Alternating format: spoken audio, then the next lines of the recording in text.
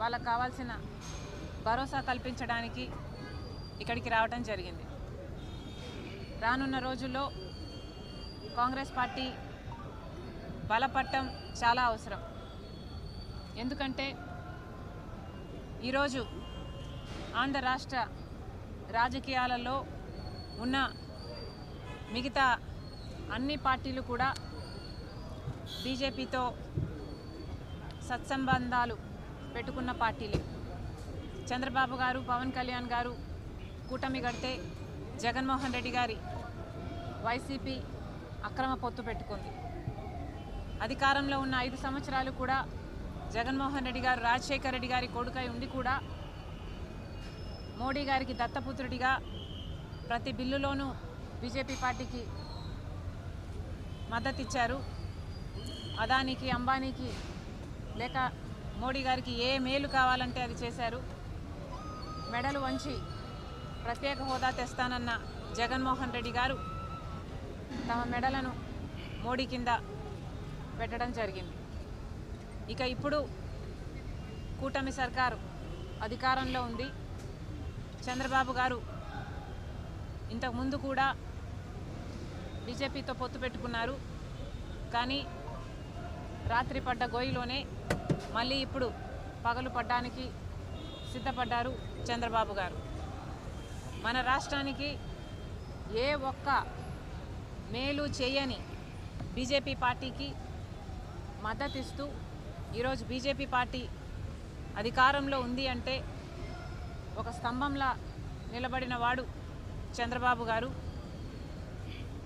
కానీ బీజేపీ గత 15 సంవత్సరాలుగా మనకు మోసం చేస్తూనే వచ్చింది. ప్రత్యేక హోదా విషయం అయితేనేమి, లేక ఏ విభజన హామీ అయినా కూడా ఇంతవరకు ఒక్కటి కూడా నెరవేరలేదు అంటే దానికి కారణం బీజేపీ పార్టీ ఆంధ్ర రాష్ట్ర ప్రజలకు పొడుస్తున్న వెన్నుపోటు. ఏ ఒక్క మేలు చేయలేదు. ఇప్పుడు పోలవరం ప్రాజెక్టు కోసం నిధులు ఇస్తున్నామంటున్నారు. కానీ పోలవరం ప్రాజెక్టు హైట్ మాత్రం 41 మీటర్లకే వాటర్ స్టోరేజ్ కుదించి వాళ్ళు ఫండ్స్ ఇస్తామంటున్నారు. ఈ ప్రకటన పార్లమెంట్లో చేసినా కూడా ఆంధ్ర రాష్ట్రానికి చెందిన ఏ ఒక్క పార్లమెంటేరియన్ కూడా పోలవరం హైటు 45 మీటర్లు ఉంటేనే ఇది గ్రావిటీ బేస్డ్ ప్రాజెక్ట్ అవుతుంది, లేకపోతే ఇది లిఫ్ట్ ఇరిగేషన్ ప్రాజెక్ట్ అవుతుంది అని ఒక్కడంటే ఒక్కడు కూడా మాట్లాడలేదు అంటే ఎంత దురదృష్టకరమో ఇది ఆంధ్ర రాష్ట్ర ప్రజలందరూ గమనించాల్సిన విషయం. ఒక్కరికి కూడా బీజేపీకి వ్యతిరేకంగా మాట్లాడే దమ్ము లేదు. ఈరోజు ఒక రాజధాని విషయం చూసుకున్నా కూడా మనకు అప్పులు ఇస్తున్నారు రాజధాని కట్టుకోవడానికి. వాస్తవానికి విభజన హామీలలో ఒక హామీ రాజధాని పూర్తి నిర్మాణ బాధ్యత కేంద్ర ప్రభుత్వానికి. కానీ ఈరోజు వివిధ సంస్థల ద్వారా అప్పులు ఇస్తామంటున్నారు తప్పితే పెద్ద పెద్ద మాటలు ఇంతకుముందు చెప్పారు. న్యూఢిల్లీని తలపించే రాజధాని కట్టిస్తానన్నారు. కానీ ఇప్పటి వరకు కూడా ఒక్క మేలు కూడా చేయలేదు.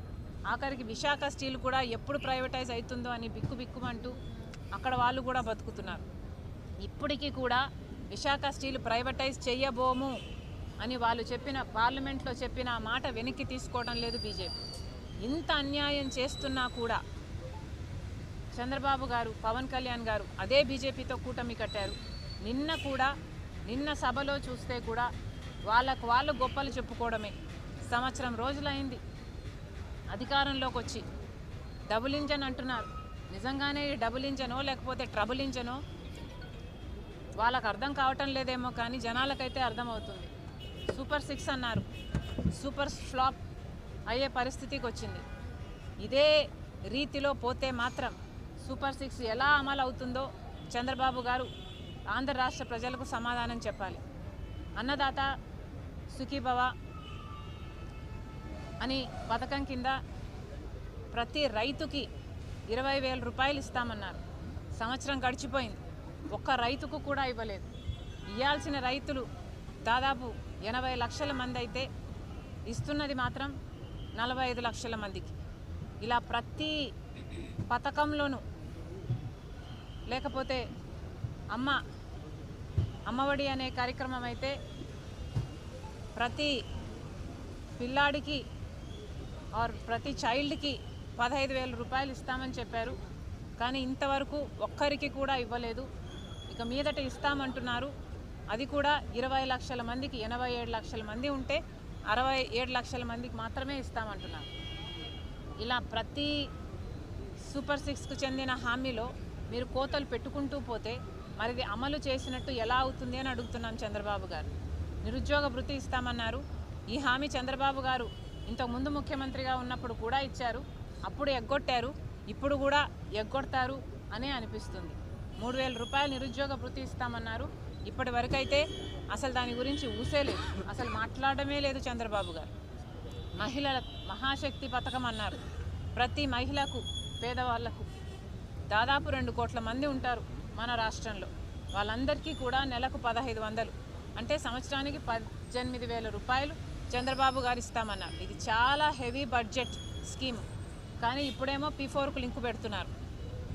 ఎలక్షన్లప్పుడు మీరు చెప్పలేదు కదా P4కు లింకు పెడతాము అని. మరి ఇప్పుడు ఎందుకు లింకు పెడుతున్నారో చంద్రబాబు గారు సమాధానం చెప్పాలి.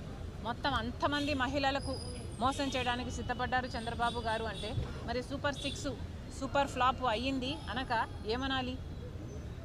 చంద్రబాబు గారే సమాధానం చెప్పాలి, కూటమి సర్కారే సమాధానం చెప్పాలి. గ్యాస్ సిలిండర్కు సంబంధించి కూడా అరాకొరా ఇస్తున్నారు. ఇక మహిళలకు సంబంధించిన ఫ్రీ బస్ అయితే చాలా చిన్న పథకం. పక్కన కాంగ్రెస్ అధికారంలో ఉన్న రాష్ట్రాలు